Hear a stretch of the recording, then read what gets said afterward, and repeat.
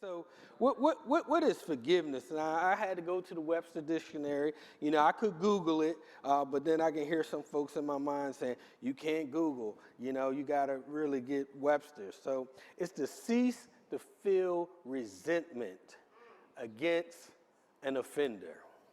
Now, one thing about Jesus, he was the best forgiver, right? And he modeled for us.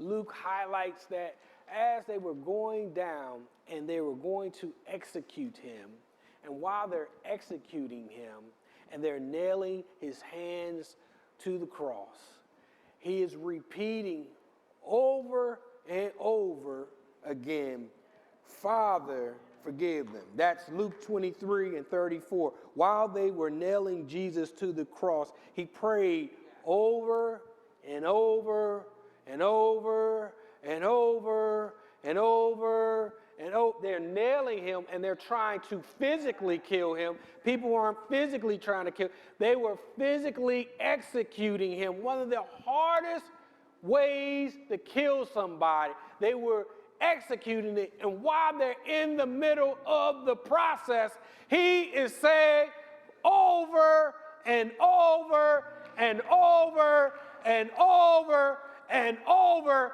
Father, forgive them. And so when you go on your job tomorrow, and there are going to be some people that you know was talking about, somehow somebody always comes and tells you, always.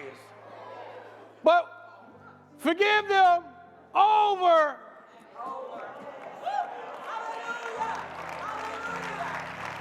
And over. And over again. I don't know. I'm not perfect, so God forgives me. Over. Woo! And over. And over. And over. And over again.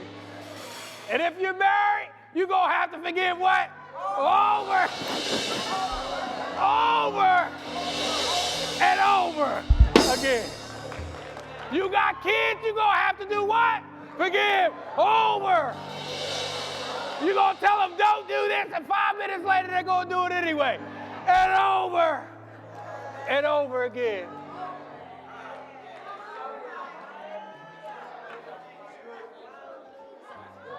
But we love our kids. We love our spouses.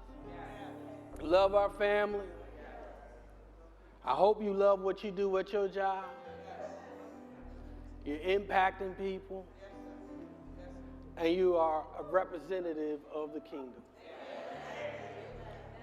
And so when you do that, you're going to have to forgive.